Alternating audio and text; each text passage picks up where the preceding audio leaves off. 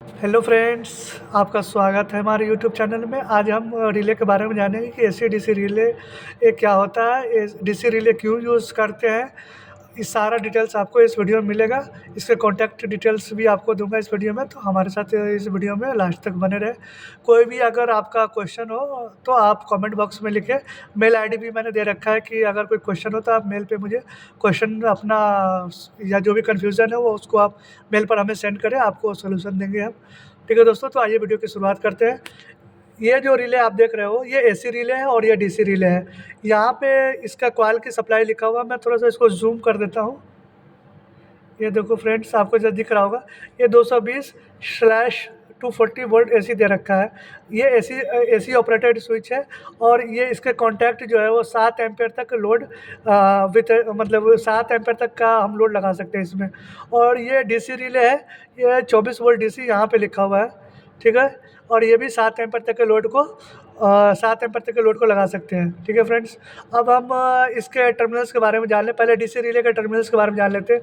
DC relay में खास बात ध्यान देने वाला यह होता है कि इसके पॉजिटिव और निगेटिव को आपने अगर उल्टा लगा दिया तो ये वर्क नहीं करेगा। ये जो डीसी रिले वो होल्ड रहेगा। लेकिन एसी केस में ऐसा नहीं होता। एसी केस में आप पॉजिटिव किधर भी लगा दो, निगेटिव कहीं भी लगा दो कॉइल पे, वो आपस में सर्किट जस्ट उसका बनेगा और वो काम करेगा। लेकिन डीसी केस में क्या होता है कि जो पॉजिटिव टर्मिनल होता है उससे पॉजिटिव लगाना होता है और जो निगेटिव टर्मिनल होता है उसमें निगेटिव लगाना होता है।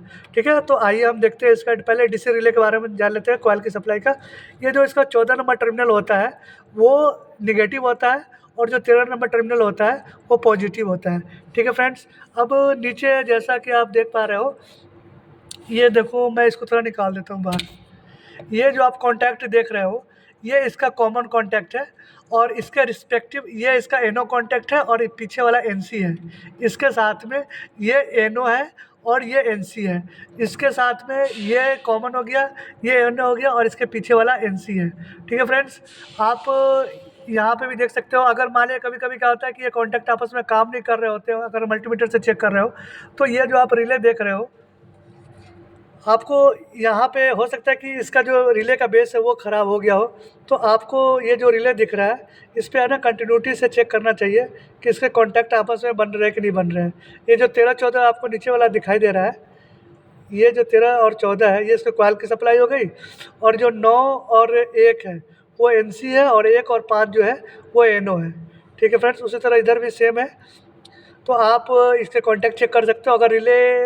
अगर ये कॉन्टैक्ट बेस अगर ख़राब होने से भी वो मल्टीमीटर शो नहीं करता है तो आप यहाँ से चेक कर लोगे कि आपका बेस ख़राब है कि रिले ख़राब है। ठीक है फ्रेंड्स, अब एसी रिले के बारे में बात कर लेते हैं।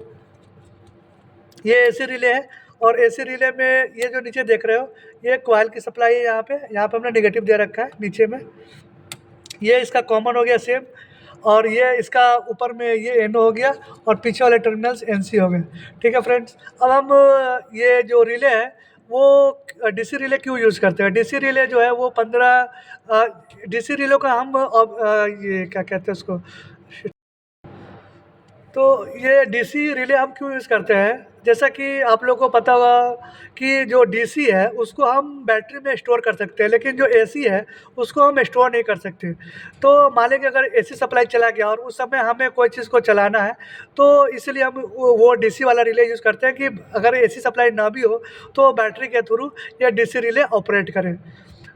तो इसमें जो मेनली रिले और कॉन्टैक्टर में जो डिफरेंस होता है वो ये होता है कि रिले जो है हमारा ये कॉन्टैक्टर 15 एम्पियर 1 एम्पियर से लेके हाईएस्ट रेटिंग तक जाता है, लेकिन ये जो रिले है वो 15 एम्पियर से कमी तक मिलता है। 15 एम्पियर से ऊपर का रिले नहीं आता है। 15 एम्पियर से ज़्यादा का अगर आपका लोड है तो आपको कॉन्टैक्टर यूज़ करना पड़ेगा। और जो एसी जो रिले है उसमें उसके कॉन्टैक्ट से जनरली हम सिर्फ कंट्रोल लॉजिक ही इस्तेमाल करते हैं। सिंगल फेज का जो सर्किट है उसके लिए इस्तेमाल करते हैं। इसमें 3 फेज का हम कोई भी नहीं लगाते हैं। ठीक है, अगर 3 फेज का सप्लाई चाहिए तो हम कॉन्टैक्टर यूज करते हैं। ठीक है फ्रेंड्स, अगर वीडियो अच्छा लगा हो तो लाइक और कमेंट कर दें और थैंक्स फॉर वॉचिंग।